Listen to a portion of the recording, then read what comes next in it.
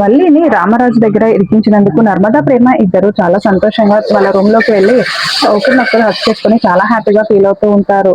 ఇంకా ఆ తర్వాత కిచెన్ లో వంట చేస్తున్న వేదవతి దగ్గరికి వల్లి వచ్చి, అత్తయ్య నేను నాకు స్కూల్ కి వెళ్ళడం ఇష్టం లేదు, నేను మీకు సహాయం చేయడానికి ఇంట్లోనే ఉంటాను, ఇలా ఇంట్లో ఉండి మీకు హెల్ప్ చేస్తేనే నాకు చాలా హ్యాపీగా ఉంటుంది అత్తయ్య, నేను బయటికి వెళ్ళను అని స్కూల్లో జాబ్ చేయడానికి వెళ్ళనత్తయ్య అని అంటూ ఉంటుంది.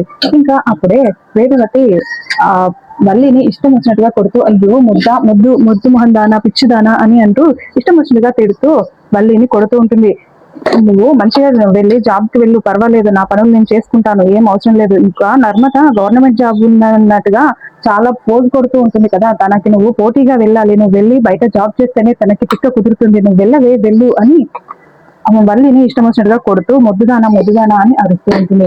ఇంకా వల్లి ఓర్నాయను ఇలా కొడుతుంది ఏంటి అని, అత్తయ్య అత్తయ్య నేను వెళ్తాను, మీరు ఆగండి, నన్ను కొట్టకండి అత్తయ్య, సరేలేండి నేను వెళ్ళిపోతాను అని వల్లి చెప్పి రెడీ అయ్యి అలా బయటకు వస్తుంది. ఇంకా చందు వల్లిని తీసుకొని స్కూల్ దగ్గర డ్రాప్ చేస్తాడు.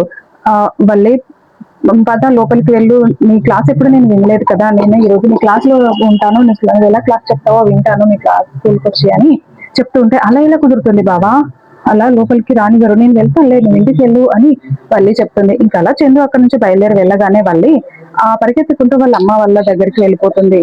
ఇంకా అమ్మ అమ్మ ఇవాళ ఆ నర్మద, ప్రేమ నన్ను వాళ్ళ దగ్గర ఇరికించారమ్మా, మామయ్య అత్తయ్య దగ్గర ఇరికించారు, ఇలా స్కూల్కి వెళ్ళి జాబ్ చేయమని చెప్తున్నారు, ఇప్పుడు ఏం చేయాలో నాకు అర్థం కావట్లేదు అని ఏడుపు మొహం పెట్టుకొని చాలా బాధపడుతూ ఉంటుంది.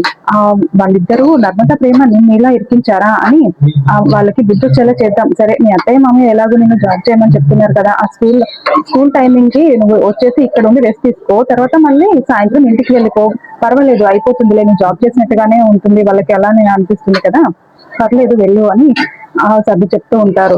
భలే ఐడియా ఇచ్చావమ్మా, చాలా సూపర్ నువ్వు అని మళ్ళీ వాళ్ళ అమ్మని పొగుడుతూ ఉంటుంది.